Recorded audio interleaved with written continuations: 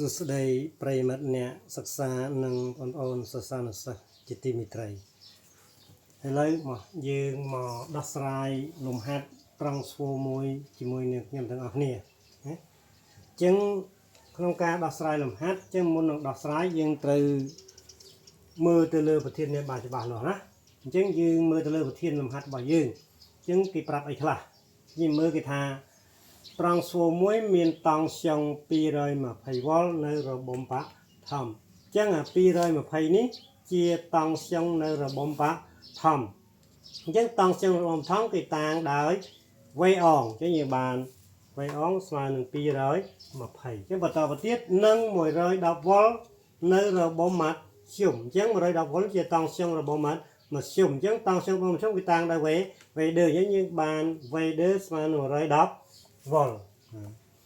វាផ្ដល់ទិន្នផល 98% អញ្ចឹងទិន្នផលត្រង់ស្វូយើងតាំងដោយ RD អញ្ចឹងយើងបាន RD ស្មើនឹង 98% មកនេះជាបំរាប់ប្រធានឬក៏ជាសមត្ថកម្មអញ្ចឹងយើងមើលសំណួរកឲ្យយើងគណនាផលធៀបបំលែងរួចកំណត់ប្រភេទរបស់វាហើយសំណួរខគណនាអានុភាពខាតបង់តាមផលស៊ូលបើវាផ្ដល់អានុភាព1គីឡូវ៉ាត់ទៅបណ្ដាញប្រើប្រាស់អញ្ចឹងអានុភាព1គីឡូវ៉ាត់នេះជាអានុភាពផ្ដល់ទៅបណ្ដាញប្រើប្រាស់អញ្ចឹងមានន័យថាវាជាអានុភាពចេញឬអានុភាពនៅរបំម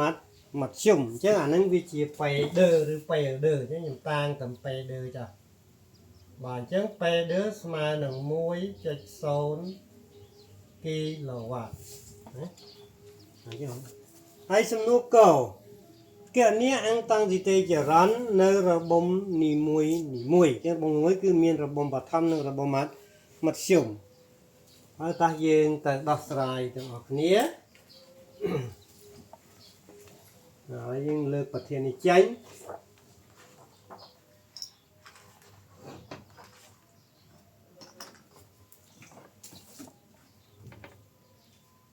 បាទមិនចំនួនកគឺឲ្យយើងគណន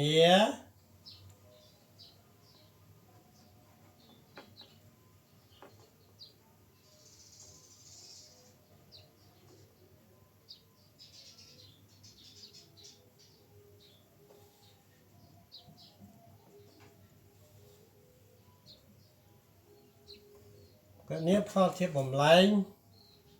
និងកំណត់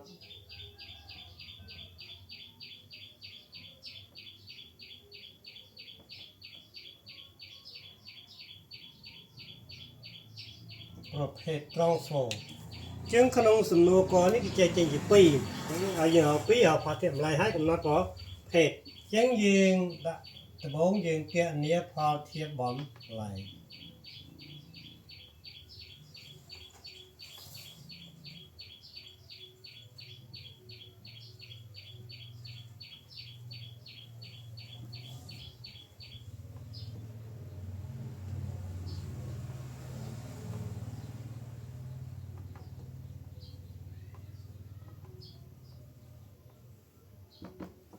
អញ្ចឹងយើងតាមនិយមន័យនៃត្រង់ស្វូនោះ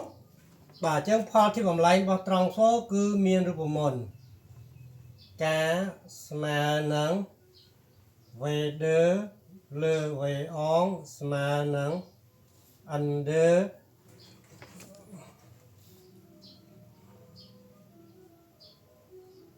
លើអិនអងបាទអញ្ចឹងមាន2រូបមន្តផលធៀបបំលែងនេះមាន2ចឹងយើងមើលរូបមន្ត2យើងប្រើមួយណាបានប្រើនេះគឺបានប្រើនេះបានអាស្រ័យទៅលើបំរាប់ប្រធានយើងគឺអត់ប្រាប់ទេចំនួនស្ពាចឹងគេប្រាប់តែតង់ស្យុងវៃអងវៃដឺអញ្ចឹងអានេះប្រើអត់កើតទេព្រោះអត់មានអញ្ចឹងយើងអត់ប្រើទេយើងនិយាយតែប៉ុណ្ណេះមកបានហើយ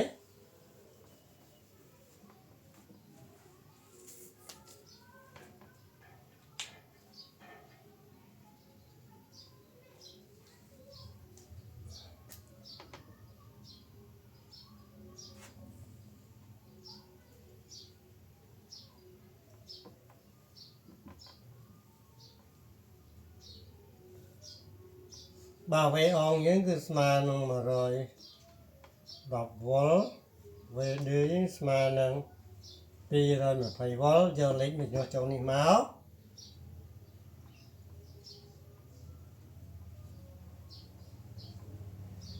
và trên những bán cả việc mà nông đi rồi mà phải chạy đừng mà rồi bóp mà nữa tì chứng bàn hải trên những bán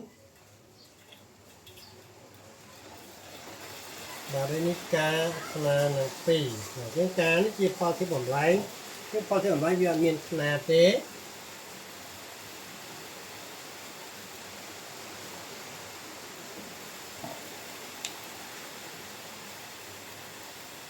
bản chân mà chúng nó chết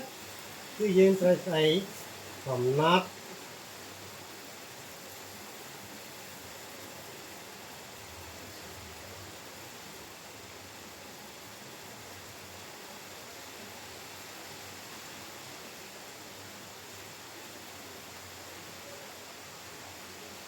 ประเภทร่องโซ่បើចឹងដើម្បីកំណត់ប្រភេទត្រង់โซ่គេមើលទៅលើការនេះណាត្រង់โซ่យើងមានពីរប្រភេទចឹងកំណត់ប្រភេទនោះមើលលើការណាចឹងបើការនេះវាធំជាងមួយអាហ្នឹងវាជាត្រង់โซ่ដំឡើងតង់ចឹងគេហៅថាជក់វ៉ុលទ័រហើយបើការទៅជាមួយគេហៅว่าជាត្រង់โซ่បាញ់ចុះតង់ចឹងគឺស៊ូវ៉ុលទ័រចឹងការយើងស្មើ2ចឹងស្មើ2វាធំជាង1ចឹងត្រង់โซ่យើងគឺជាស៊ូវ៉ុលទ័រយើងសរសេរថា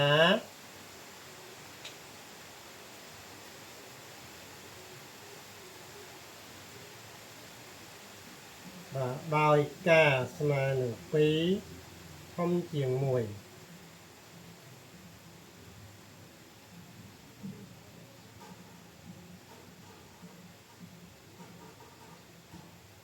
ដូចនេះត្រង់ស្វូនេះជា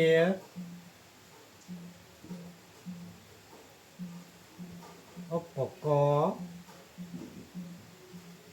ដំឡើង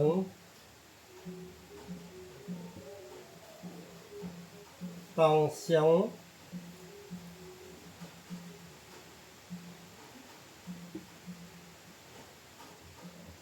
ហៅថា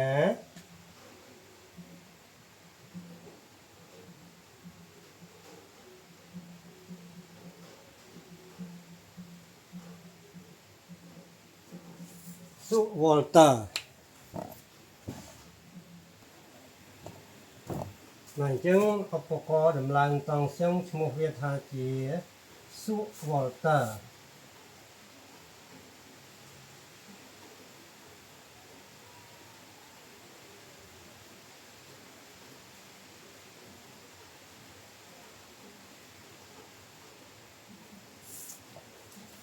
បាទអញ្ចឹងអស់ហើយយើងចូលដល់សំណួរកចប់ហើយបាទអញ្ចឹងយើងចូលដល់សំណួរខណាបាទកុំភ្លេចបងប្អូនសូមជួយ like និង subscribe channel YouTube នេះផងបាទអញ្ចឹងសំណួរខគេឲ្យគណនាអានុភាពខាតបង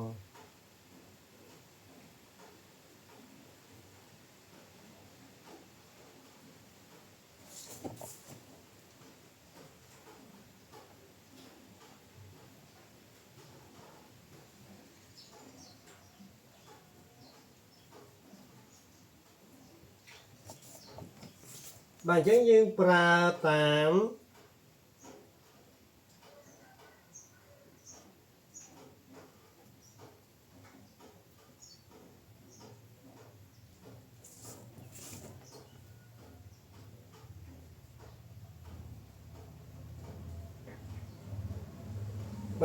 តុល្យភាពអានុភាពនៃត្រង់សូណា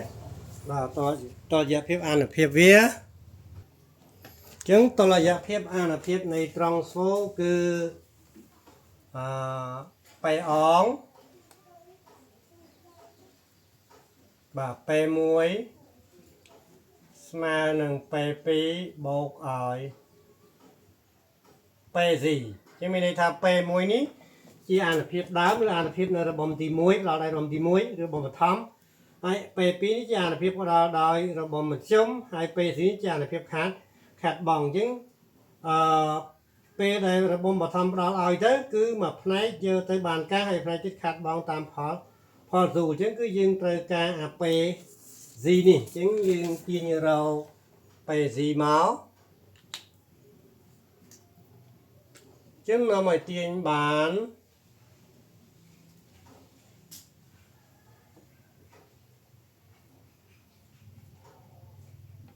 បាទពេល Z វាស្មើនឹងពេល1ដល់ឲ្យពេល2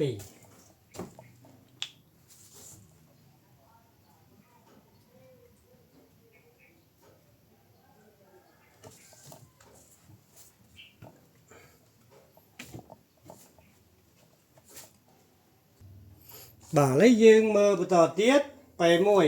នេះគឺជាអានុភាពនៅរបងបឋមឬរបងទី1ហើយពេល2ជាអានុភាពនៅរបងទី2ឬអានុភាពចេញយ៉ាងនេះពេល2យើងមានតែពេល1យើងអត់មានទេបាទអញ្ចឹងអត់មានយើងត្រូវរកអញ្ចឹងយើងរកពេល1តាមណាឥឡូវយើងមករកពេល1សិនបាទអញ្ចឹងខ្ញុំលុបអាខាងនេះចោលសិនយើងធ្វើការរកពេល1ណាចឹងយើងរកពេល1តាមរយៈអីពេល1គឺយើងរកពេល1តាមរយៈនេះ AD នេះពួកប្រាប់ AD អីចឹងទិន្នផលរបស់ត្រង់ស្វូបាទតាមរយៈទិន្នផលរបស់ត្រង់ស្វូចឹងយើងរកតាមរយៈមកចឹងតែ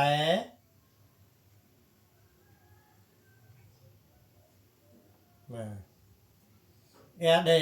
ចឹង AD យើងគឺស្មើនឹងពេល2លើពេល1ចឹងយើងទាញរកពេល1មកវាស្មើនឹងបាទ AD បាទវាស្មើនឹង AD ស្មើនឹងពេល2បាទចែកជាមួយនឹង AD បាទយើងយកវាយកហ្នឹងមកជំនួសចូលសមីការនេះមក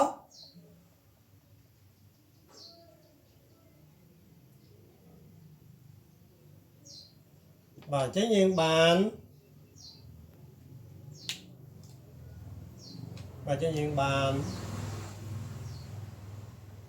ពេល Z យើង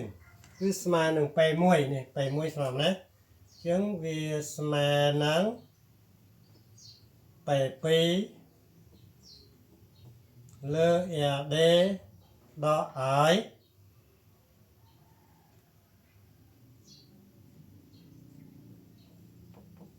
ពេល2បាទអញ្ចឹងយើងដកយកតែម្ដងហ្នឹងមិនបាច់ចាំតម្រូវពីបែងទេដាក់តែប៉ុណ្្នឹងមកទេនេះមកឥឡូវយើងដាក់បំរាប់មកយើងមានអស់ហើយ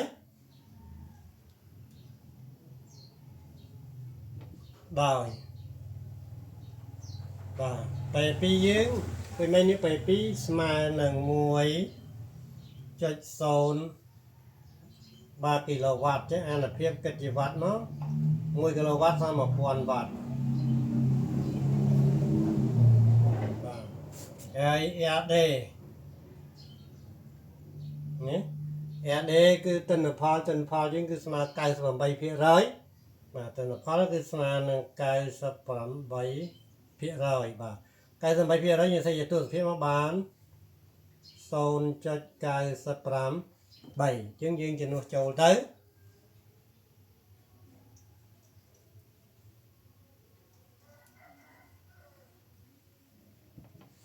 ចឹងយើងបាន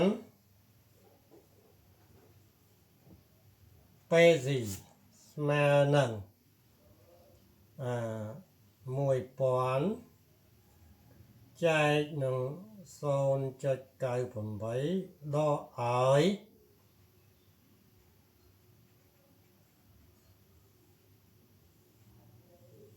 1000បាទអញ្ចឹងយើងគិតលេខនឹងបន្តិចមក បើយើងកណនីលេខនេះមកយើងបាន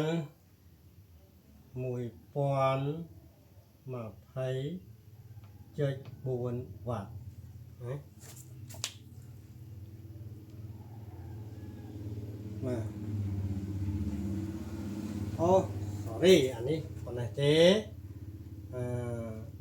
បាន 1020.4 វ៉ាត់មែននេះគិតលេខច្រឡំទេ 1020.4 វ៉ាត់នេះគឺជាប៉ុណ្ណេះចែកនឹងប៉ុណ្ណេះទេចឹងយើងដកចេញទៅទៀតបាទមិញអានេះ 1020.4 ដក 1000 នេះគឺបាន20.4 វ៉ាត់អស់ហើយចឹងយើងឆ្លើយវាមក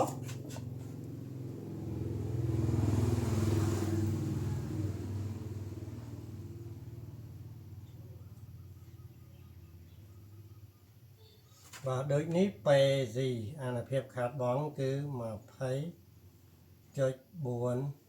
វ៉ាត់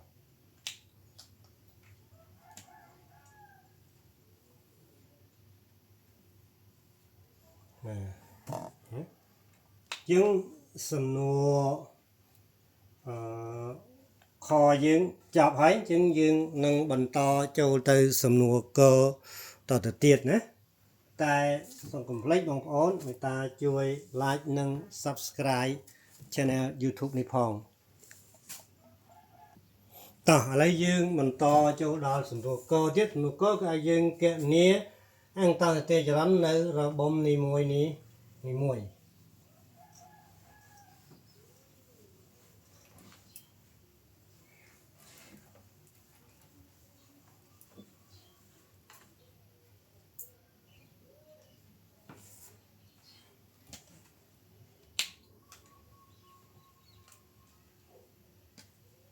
ចឹងក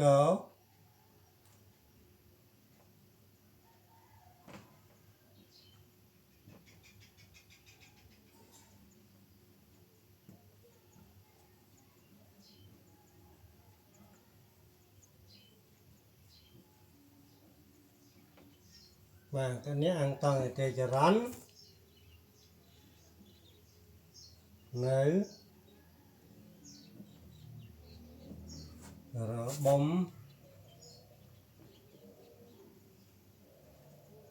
បាទនេះមួយ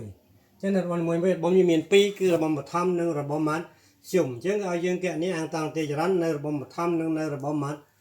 យមចឹងយើងអង្គតាទេចរន្តនៅរបំបឋមទៅមក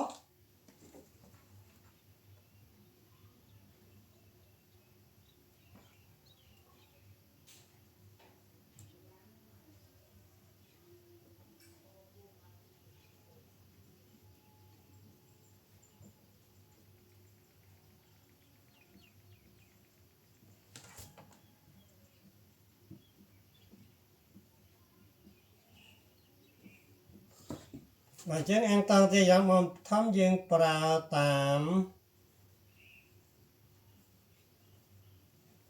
បាទរូបមន្តបើយើងប្រើតាមរូបមន្តអានុភាពមកចឹងអានុភាពយើងនេះចឹងតាមរូបមន្តបាទរូបមន្តអានុភាពគឺ P ស្មើនឹង VI ណាអញ្ចឹងបាទនេះទូទៅអញ្ចឹងយើងនៅរបំបឋមមកនោះរបំទី1អញ្ចឹងយើងបាន P អង V អង I អងណាអញ្ចឹងយើងទាញរកយើងចង់រក I អងអញ្ចឹងទាញរក I អងមកចានេះរកវិញម្លេះមកគុណវិញម្លេះទៅជាចែកអញ្ចឹងបាន P ចែកនឹង V P អងចែកនឹង V អង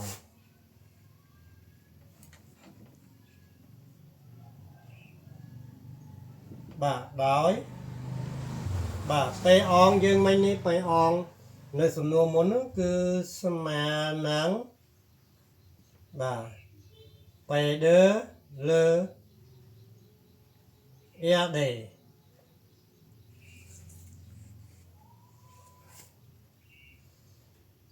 អញ្ចឹងអានេះយើងគណនាទៅពេដឺយើងគឺស្មើនឹង 1000 វ៉ាត់ចែកនឹង RD 0.9 98 ចឹងវាស្មើនឹង1000.4 វ៉ាត់ហើយចំណែកវេអងបាទវេអងគេឲ្យមកឲ្យនោះ220 វ៉ុលបាទយើងវិទ្យានោះចូលទៅចឹង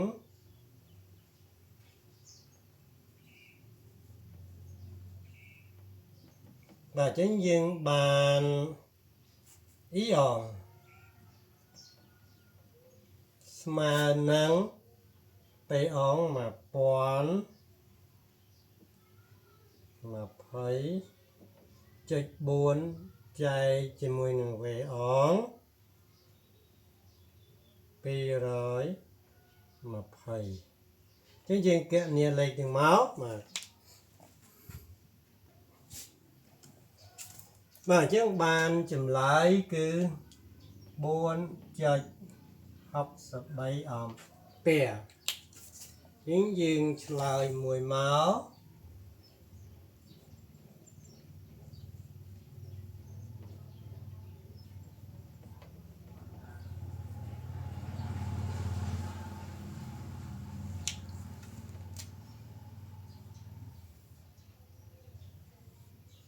បាទអស់ហើយចឹងយើងនៅមួយទៀតគឺអង្គតាំងទេចរន្តនៅរបំមធ្យមគឺយើងរក either បាទជាចំណុចចុងក្រោយ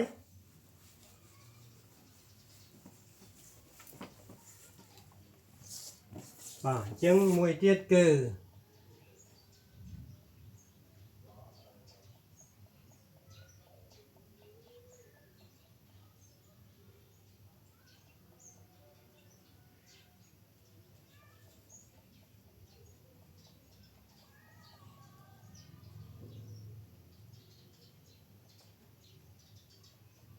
បាទហ្នឹងគឺយើងរក either ណាគឺ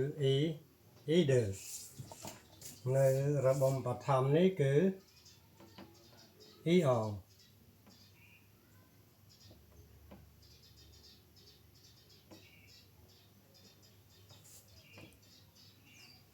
ចឹងយើងរកដូចគ្នាហ្នឹងមិញនេះគឺតាមរូបមន្តពេបាទ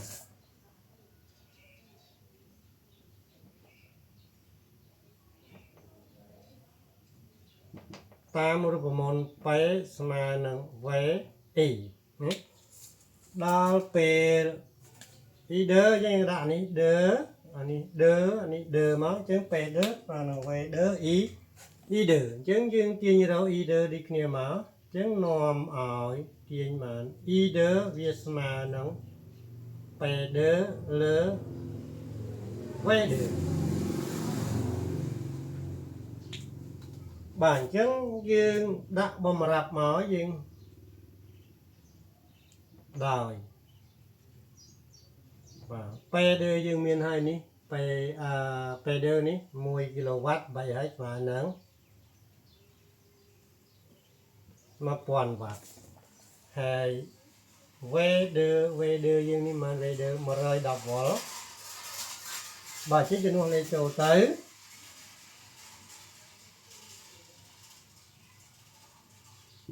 បាទយើងបាន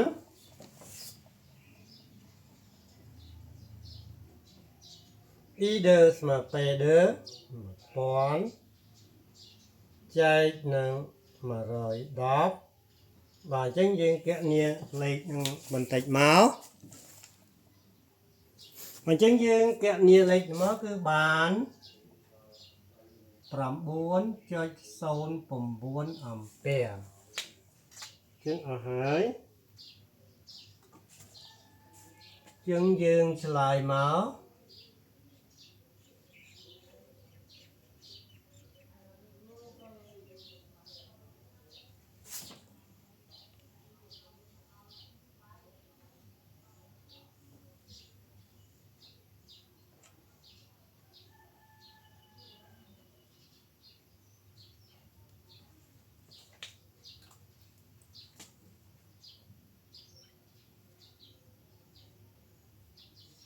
បាទចឹងអស់ហើយ គឺ ide ថាប៉ុណ្ណឹងបាទចាប់ហើយអញ្ចឹងណាបាទជម្រាបលាអ្នកទាំងអស់គ្នាសូមមេត្តាជួយ like និង subscribe channel YouTube នេះផងបាយបាយ